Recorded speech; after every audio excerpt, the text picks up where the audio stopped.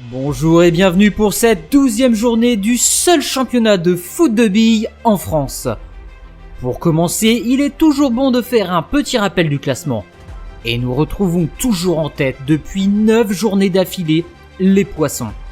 Derrière eux, 4 équipes se retrouvent dans un mouchoir de poche et c'est dans ces moments-là qu'il ne faut pas craquer pour ne pas se faire distancer.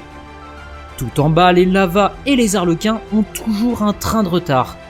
Mais les Wave et Parrot ont eux aussi un pied dans les relégations, des places où il ne fait pas bon vivre.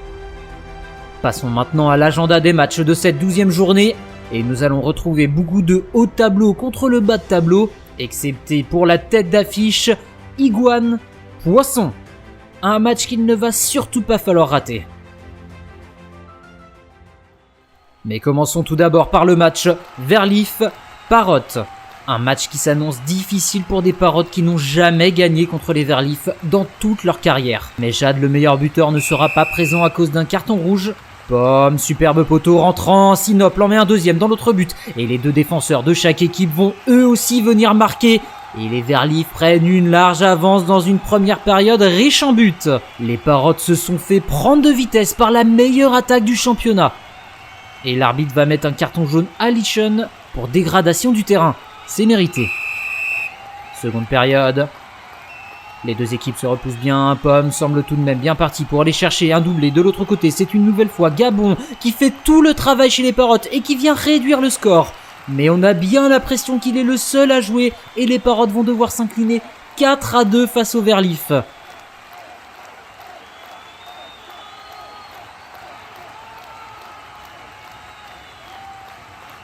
Des Verlif qui vont célébrer cette grosse victoire en dansant.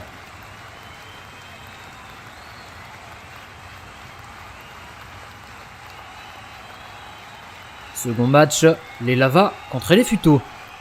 Et les Futos sont sur une bonne série de 2 victoires et remontent au classement. Est-ce qu'ils vont continuer sur cette lancée? Les joueurs s'entrechoquent, éruptent, poteau sortant, Taro sort du terrain, c'est le carton jaune. Et 3 joueurs des Lavas se retrouvent agglutinés dans le corner. Quelle erreur une nouvelle fois des Lavas qui n'arrivent pas à être dangereux sur le terrain. Heureusement pour eux, les Futos n'ont pas été meilleurs sur cette période et on reste donc sur un 0-0.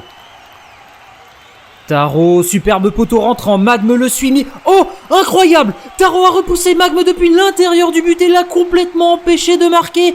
Les Futos vont donc remporter ce match par le plus petit des scores, mais par une bien belle manière. Taro, homme du match sur cette action incroyable. Et les Lavas vont voir l'arbitre pour contester ce geste, mais il est tout à fait légal dans le foot de billes et les Futos l'emportent donc 1-0. Troisième match, Galaxy Arlequin. Coup de sifflet. Bobon ouvre le score pour les Arlequins. Auriga se retrouve dans les gradins. C'est un carton jaune. Pegasi va réussir à égaliser, mais c'est sans compter le meilleur buteur des Arlequins, Sweet, qui marque un poteau rentrant et donne l'avantage à son équipe dans cette première période 2-1. Et on dirait que les changements du nouveau coach Haribo ont bon effet. Bobon a l'air de se sentir plus à l'aise en troisième position. Seconde période.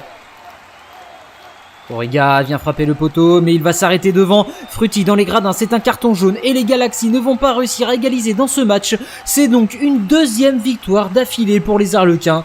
Le coach doit être content de son équipe et les supporters doivent retrouver une lueur d'espoir grâce à cette victoire 2-1.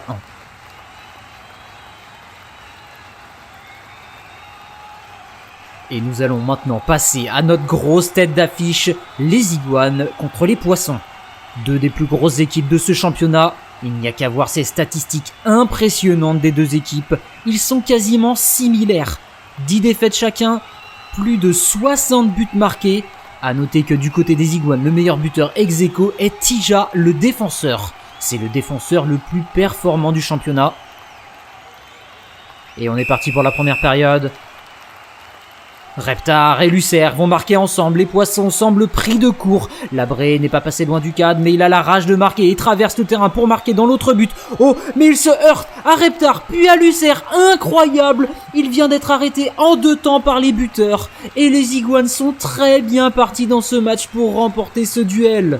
Mais attention à ne pas enterrer trop vite les Poissons. Et on peut voir Labré en colère devant Reptar et Lucer. Seconde période. Véron et Lucère, les deux attaquants se retrouvent dans les corners avant de passer devant les buts, mais difficile de marquer dans cette position. Et aucune autre action dans cette seconde période. Les Poissons se sont donc fait dominer dans ce match par les Iguanes qui vont pouvoir revenir à 1 point au classement général.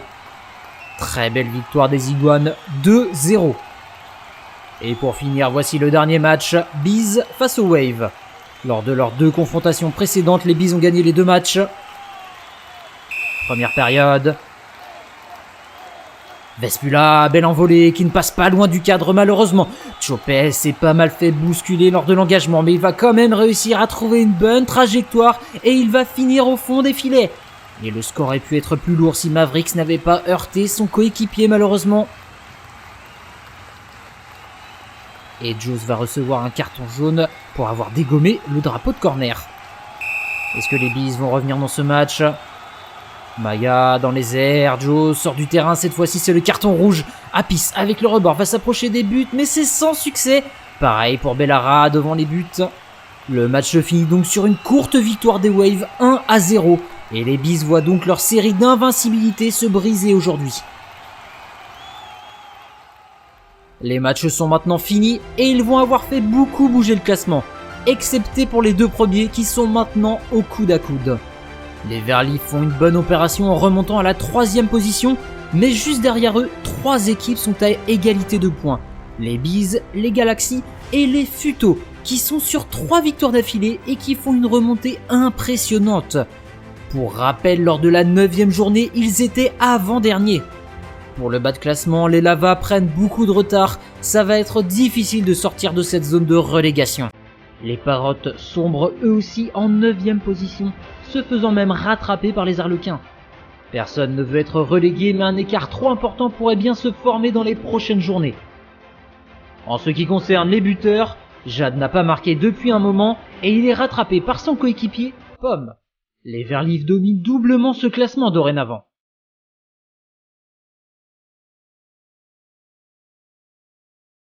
Et pour finir, voici l'agenda des matchs de la prochaine journée.